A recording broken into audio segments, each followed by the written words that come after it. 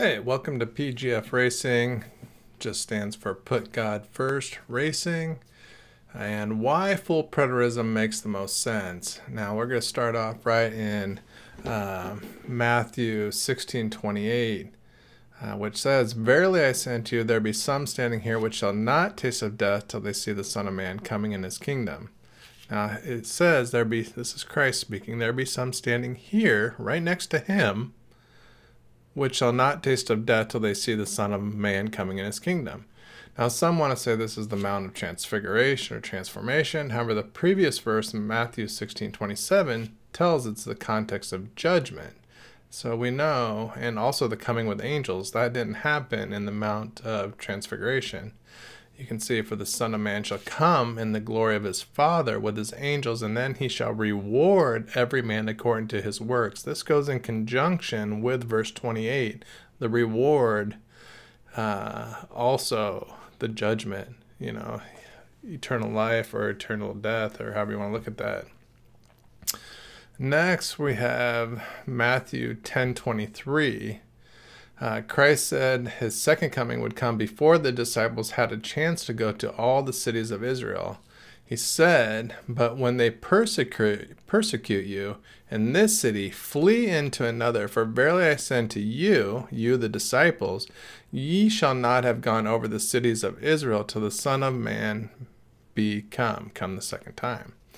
Then in 2 Thessalonians 2:7, Paul says in approximately 52 AD that the Antichrist, the lawless one, was about to be revealed after the ruler now, when Paul writes, now in 52, and that's Claudius who's ruling, is taken out of the way, and Nero was next. We can read, "For the mystery of iniquity doth already work, so it's already working.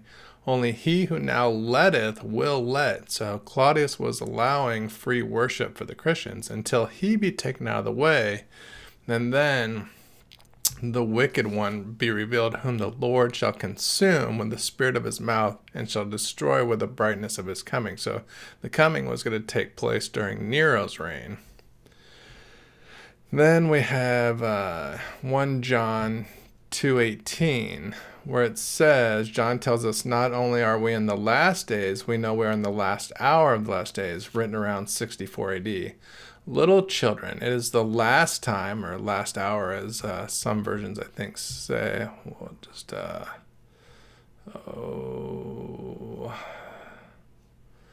think that's going to be the ASV. Yeah, "the last hour. And as ye have heard, the Antichrist cometh. Even now have there arisen many Antichrists, whereby we know that it is the last hour." And then let's move on. And we saw that Antichrist, or the lawless one, or the wicked one, in 2 Thessalonians 2:8. Next verse we want to look at is Matthew 24:34.5 here. Christ says that all things, including his second coming and the passing of heaven and earth, will pass away in this generation.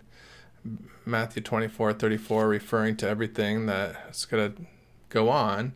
"Verily I say to you, this generation shall not pass." He's talking to those standing around him again. "Till all these things be fulfilled.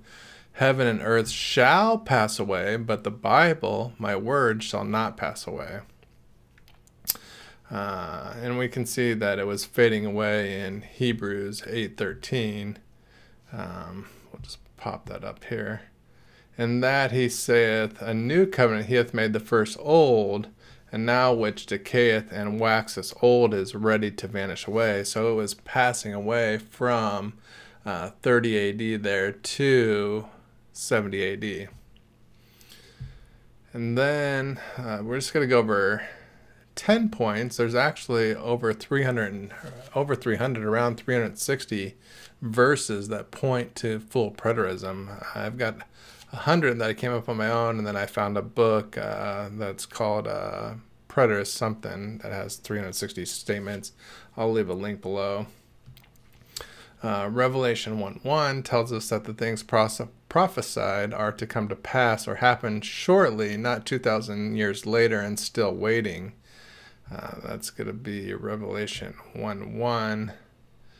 the revelation of Jesus Christ, which God gave unto him to show unto his servants the things which must shortly come to pass. Remember, this was written to the 7 churches in Asia, and so these were to shortly come to pass on them, not us in the future. And he sent and signified it by his angel unto his servant John. Revelation 11:2. The temple is still standing at this time, and now the temple's already been destroyed, so we know it's talking about in the past, not our time. But the court which was without the temple, leave out and measure it not, for it is given to the Gentiles in the holy city, shall they tread underfoot 42 months. We know the Roman army came and destroyed it for 42 months and encircled it, encamped, and war and all that. So this is a time in the past. We're not talking future in Revelation here. Just a couple more points. Revelation 13:18, only Nero fits this description of both 666 and 616. Here is the wisdom, let him that hath understanding count the number of the beast, for it is the number of a man, and his number is 666. Now some Latin Bibles have 616, and only his name can spell 666 and 616 in both different languages.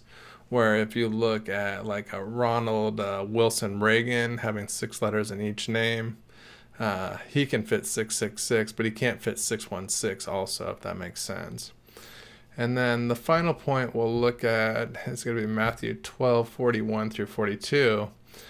Christ tells us that men of Nineveh and the Queen of South are going to be resurrected in this generation to judge this generation because they crucified Christ. So the men of Nineveh shall rise in judgment, resurrection, with this generation. The resurrection wasn't coming in our time or a future in our time. We instantly go to be with the Lord when we die, absent from the body, present from the Lord. And shall condemn it because they repented at the preaching of Jonas, and behold, a greater than Jonas is here. So this generation matches the greater than Jonas who is here, Christ, that generation. The queen of the south shall rise up in judgment with this generation, shall condemn it, for she came from the uttermost parts of the earth to hear the wisdom of Solomon, and behold, a greater than Solomon is here. So it was during his time that his here now, during Christ's time, we're not waiting for the future. It's that generation, this generation, present tense for Christ, not a future generation. So just 10 points. Check out pgfracing.com and you can find over 100 points. So as always, love you lots. PGF Racing out.